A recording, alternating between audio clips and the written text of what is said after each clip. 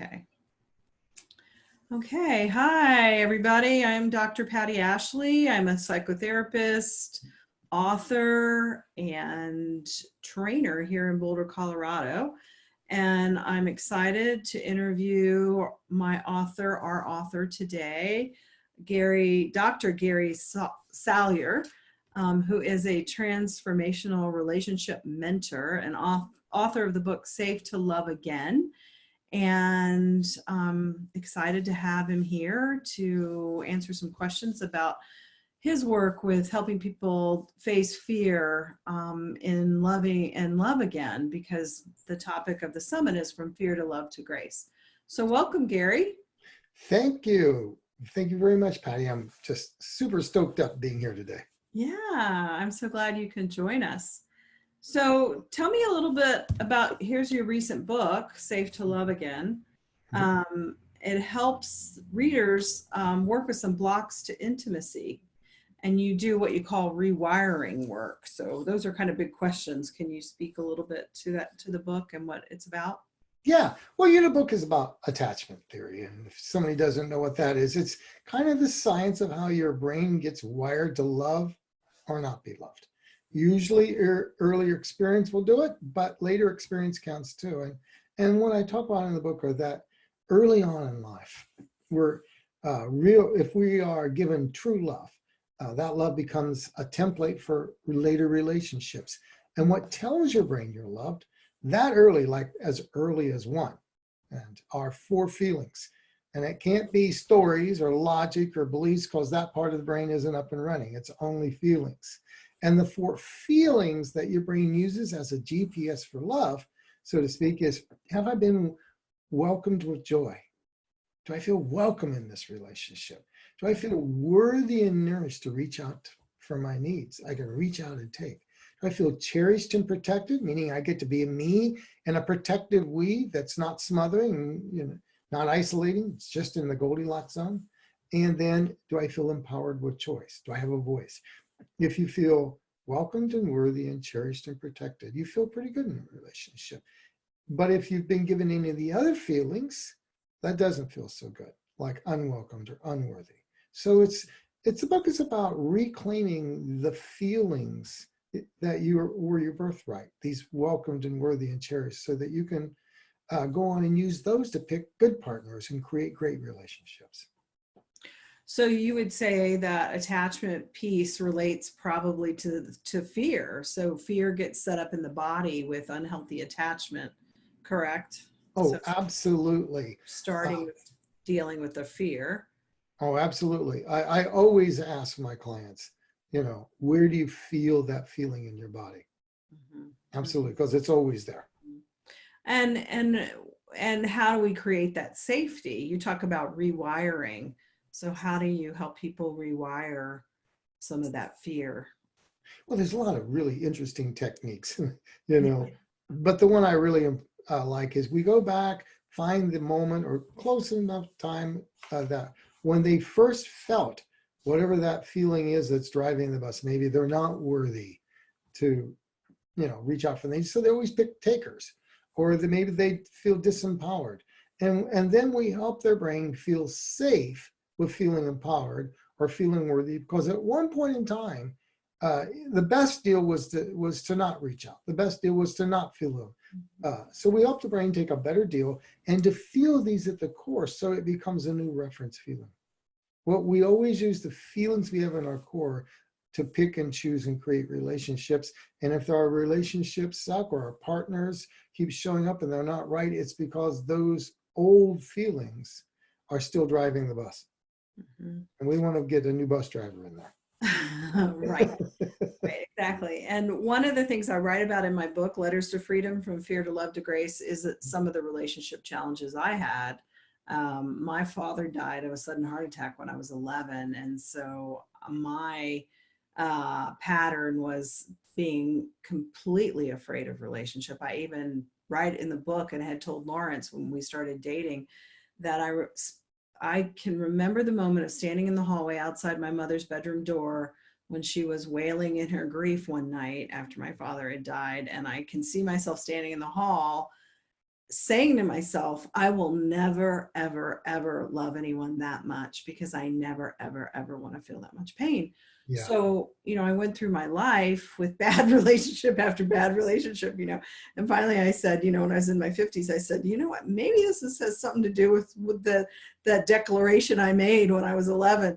And so when I moved into a relationship with Lawrence, we were coming from that place, and his intention was to really be a good partner to me.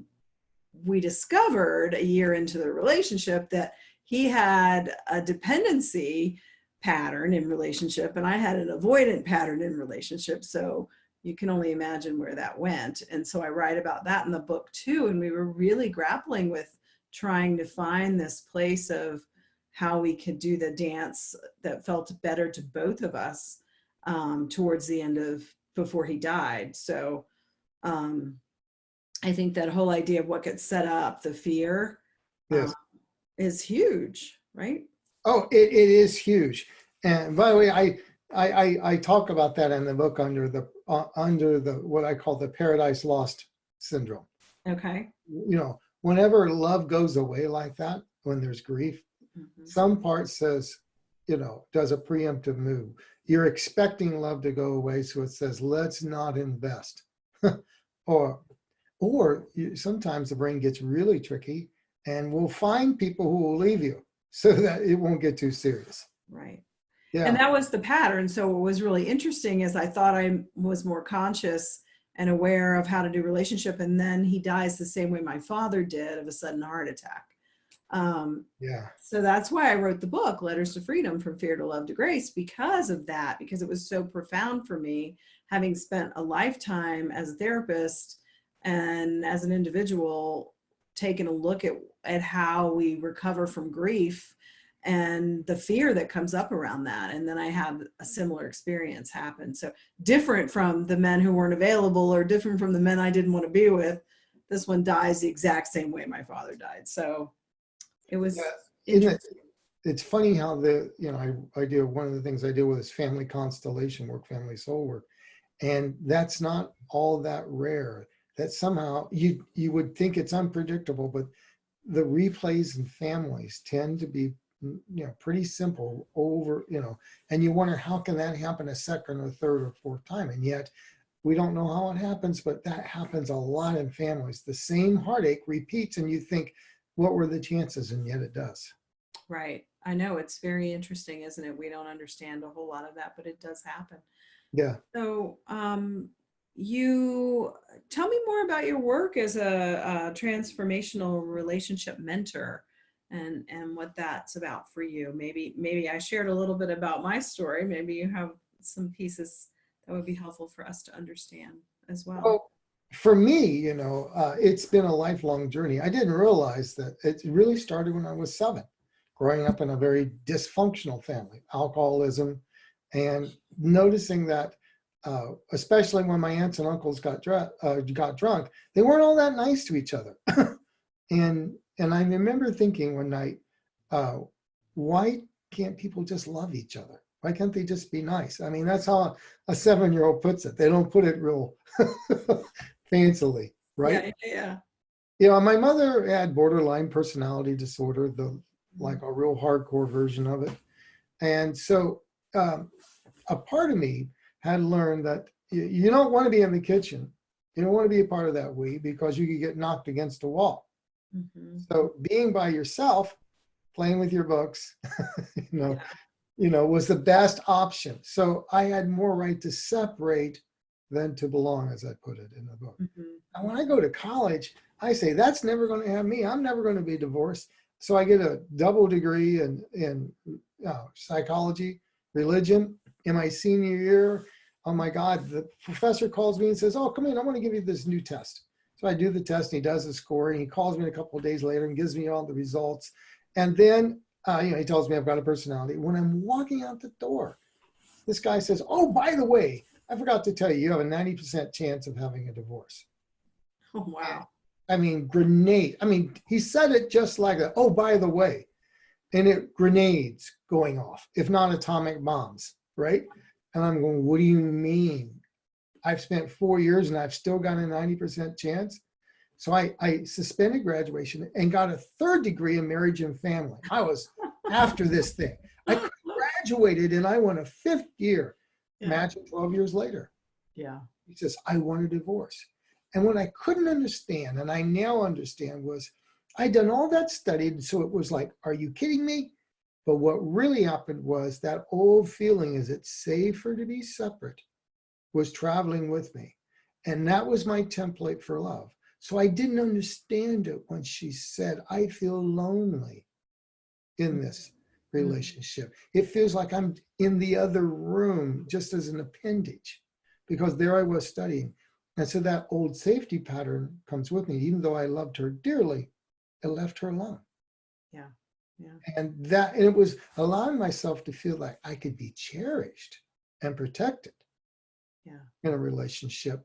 Then you can become a we. Then your beloved gets the closeness they deserve. So it's, I had to swap out some of what I call those reference feelings too. And it was all that journey that when, I'd done like 13 years of therapy, and it just left me coping. Yeah. And a part of me said, then what's the code? I'm going to crack it. Yeah. Yeah. Yeah. And you feel like you did? Oh, I most definitely did. I most definitely did. Because it's hard to shift those body memories. That's a lot of what I'm writing about in my next book around shame right now, is how the body, the cells hold these memories, and then the nervous system, operates under fear so much. And to shift even our DNA and our, ancestral patterns and what we've learned, it's hard work, which is why I like, you call it rewiring, because it literally is rewiring, correct? Oh, it absolutely is. You've got to get your neurons to make better friends with with something other than anger or sadness or scared. You want the love neurons to have better friends. Right. And it feels uncomfortable sometimes, right? I mean, to step into that and to shift. Oh yeah, because for some part, this is survival. Yeah, it is. Right. It's all about survival. For some part, it took the best deal available.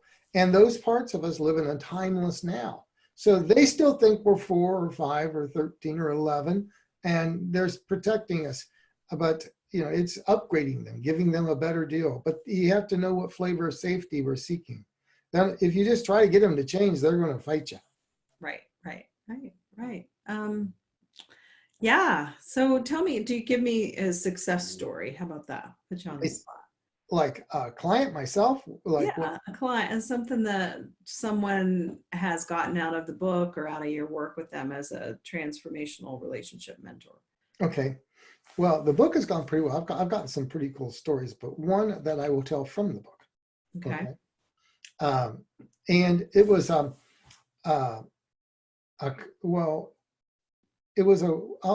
talk with one. It was a couple that they were struggling with creating a we.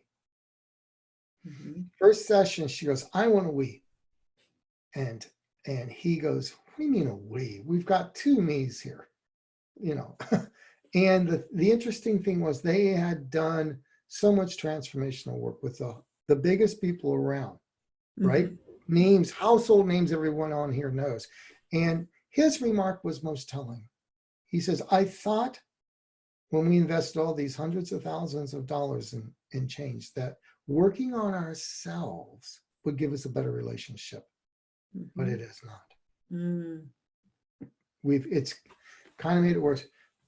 Now, she grew up in a family where she was never really welcome. She had to go away. And she had what's called an anxious attachment. She wanted to lock it down. She wanted in. She wanted a we. So she was always fighting to get in, right? Mm-hmm. He grew up on the other end. For him, his mother was invasive. His like, oh my God, that we is going to invade me, right? I've got to get away and do my own thing. So this is, you can see what's coming, right? He's avoiding, she, and they both, right? He has too much right to belong. She has too little. So when she comes in and really tries to lock down the we, this feels invasive. He backs up, right? And then now they're off to the races. And it was when we restored within her that feeling of cherished and protected, that she had a right to belong, right? And for him as well, his lesson was more like, I can belong and still feel empowered. Then suddenly being part of a we feels good. And instead of them always fighting, now he wants a we too. When he wants a we, then she calms down and she's not invading him. And it was truly one of the most miraculous changes that I've ever seen. Yeah, yeah, that's great work, because Oh, typically what happens is, it's the chase and the hide, and then it switches, one's chasing, the other's hiding, and then it switches up, right, in relationships. I can still remember his words saying, I didn't realize you could actually be empowered. Mhm. Yeah, with a smother mother, that's hard to know, right? Yeah. Hard to know how to do it. And it was cool. At the end of this, our working together, we were talking about something with her and I, and he goes, I hate saying, but I don't see a we here. It's that much full circle. We had to give them both that feeling I can be cherished and empowered. Yeah. When he could feel cherished and empowered, and she could feel cherished and protected, it was good. But so long as they didn't feel that, they couldn't give it to each other. Yeah, it's good. It's simple language, the we, thinking about the we. And I also think that, it's so important to have a separate self. So learning how to have individuation and then come together in the we it's difficult work. It is. That's why the right is called the right to separate and belong.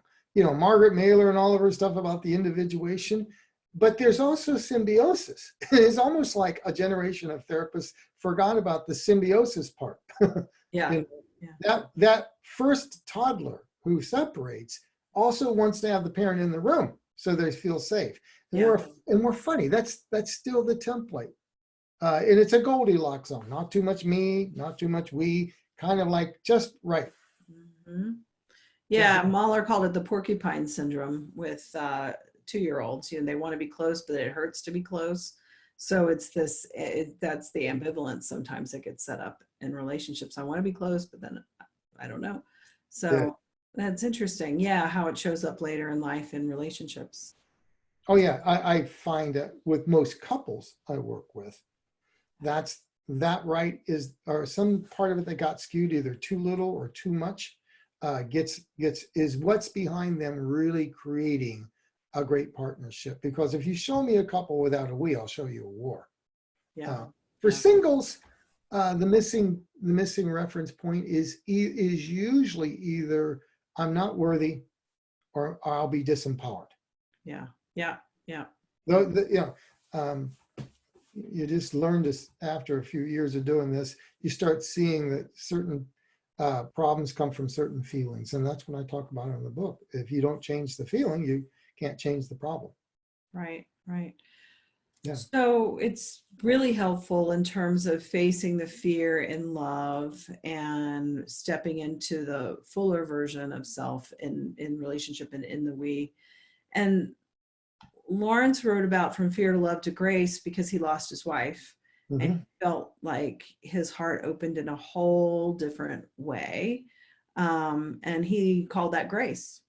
So I'm curious what your definition of grace is, because it's sometimes loaded with religious connotations and sometimes it's a mysterious word. How would you define the word grace maybe in relationship or just in general? Well, I love this because grace is really an unused word in relationships. And just because I had a religious background, we got to realize that the original word before it got picked up by religion just meant gift. Mm. It's the gift of being fully human. Mm. We give each other slack because we know that, we have our own foibles.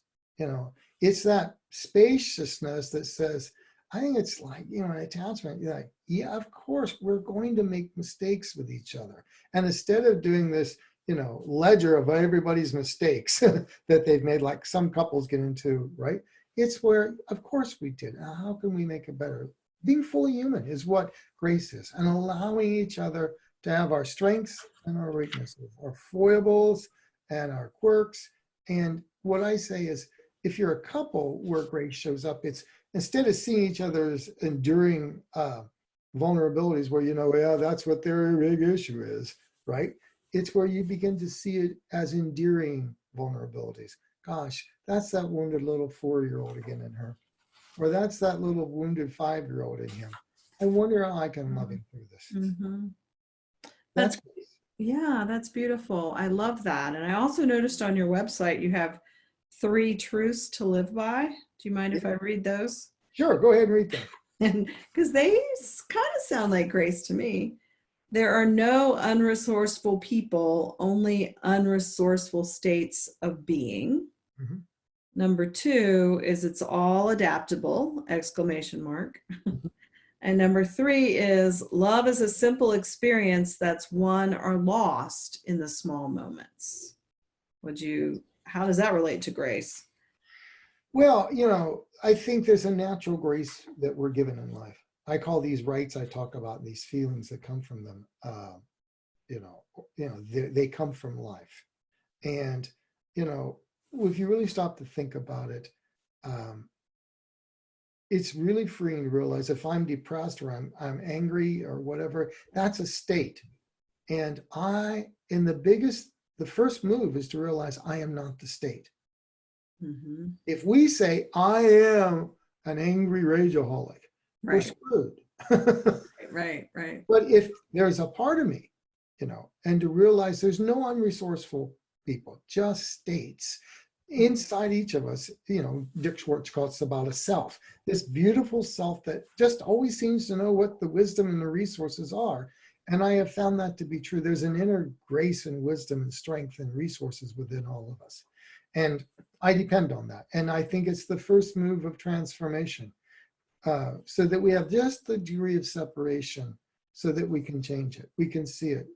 Because the moment we identify ourselves with our pain, there's no room to change. It's like the lock that is so tight, you can't get the thing to move. But if you can put in a little separation, then it's like WD-40, or it allows the lock to lock and unlock. You've got to have that. Yeah, that's funny. WD-40, it's a good way to look at a metaphor around relationship and being okay. And oh yeah, I've done it. If you try to force that lock, it'll break. You've got a key in it, and you're not going to unlock much that night, But and then the other one is all adaptable. That's hope. In the little moments, I've just learned that it's wee little tiny moments. We look at big patterns, big things. Men love to say, I don't understand why you're upset with me. I sent 3 dozen roses to you, a month ago, right? Right. It's not about the lemons, like in the movie with Jennifer Aniston, right? And the breakup. It's not about the lemons. It's not about the lemons. That's right. No, it's little tiny moments added up. Yeah. Do you keep eye contact? Yeah. The difference in one couple that really started was the difference between a peck on the cheek, a husband kiss, and a 6-second kiss where she thought, gosh, this man loves me. Yeah. That's it. 5-second difference. Yeah. The simple things, the little things that we take for granted, that help us feel safe and connected. Yes, exactly. Track the little moments, and the bigger moments take care of themselves. Yeah. Yeah. Well, what else, Gary, can you share with us that you think would be helpful in this journey from fear to love to grace? And I think the thing is, whatever, the fear parts, the ones they're afraid. I mean, the real grace is to realize those parts of us that are avoiding or anxious, trying to lock it down, like I talked about a couple, or whatever it is, those parts at one time took the best deal available. Mm-hmm. The part of me that was keeping distance in my first marriage, at one point in time, it kept me on the planet. I would not be here to talk if it had not done its job. It just needed an update, all fears are some early little part of us, some little scared 4 or 5, maybe 11-year-old who just took the best deal available. Mm-hmm. We can see our fears as scared little children. Now we can comfort them. then we can offer them a better deal. The grace is to stop judging ourselves. Yeah.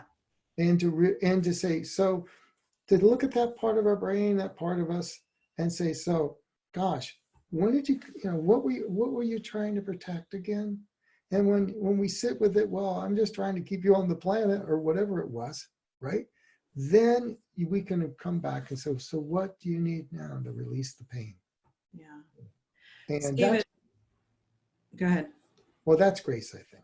Yeah. Stephen Porges, I've been studying the polyvagal theory lately and writing about it. And one of the things he says that really strikes me is, he said, every reaction is an action designed for the sake of safety and survival. So everything we do is an action that's set up in the nervous system to help us feel safe.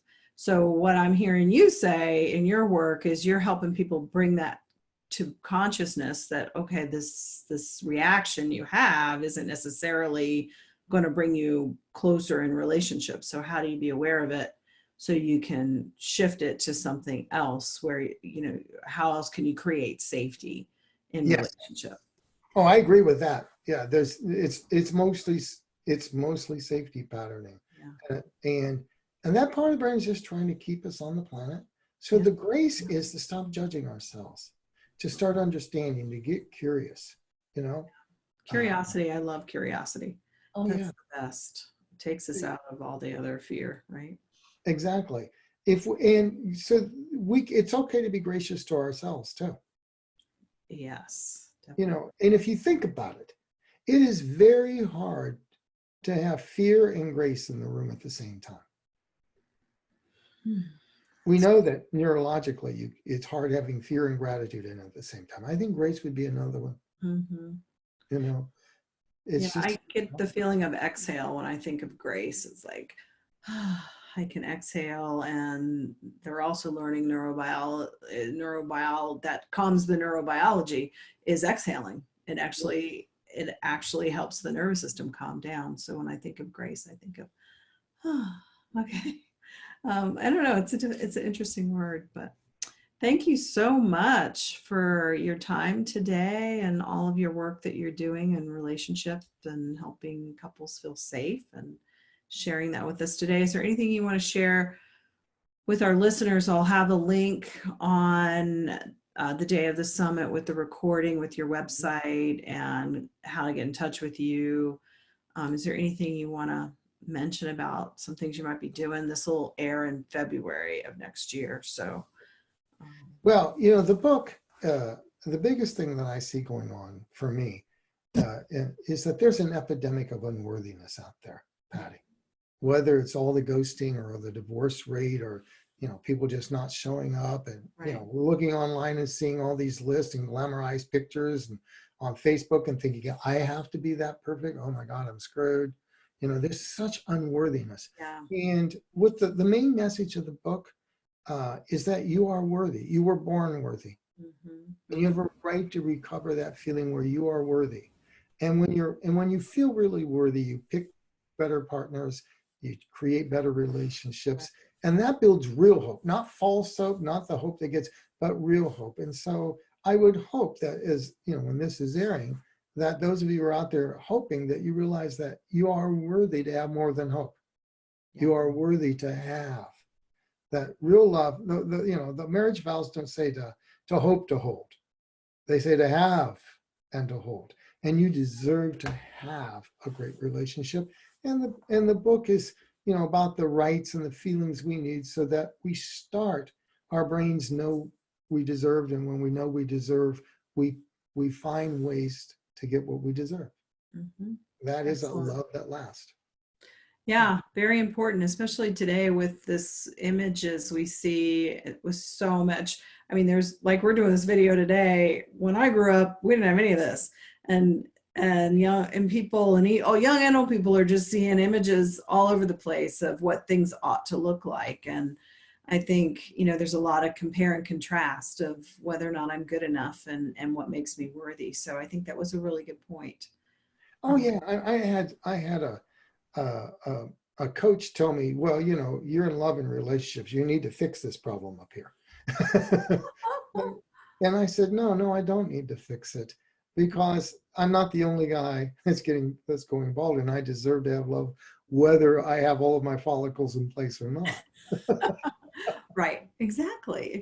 To be enough just the way we are is a big lesson, It especially in relationships, because we're that close to somebody in a relationship. They see things that, maybe we don't want them to see. And that's the hard part about relationship, is being that vulnerable, to expose our flaws, and to be close and be okay that, like you said, I'm worthy.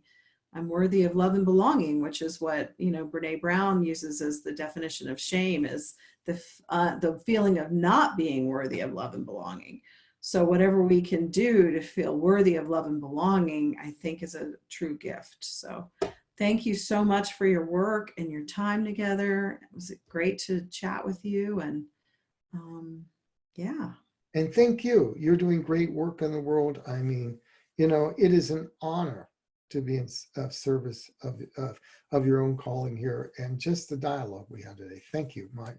Thank you very much from my heart. You're welcome. Thank you. It was wonderful. Thanks so much, Gary. You're welcome, Patti. Bye-bye.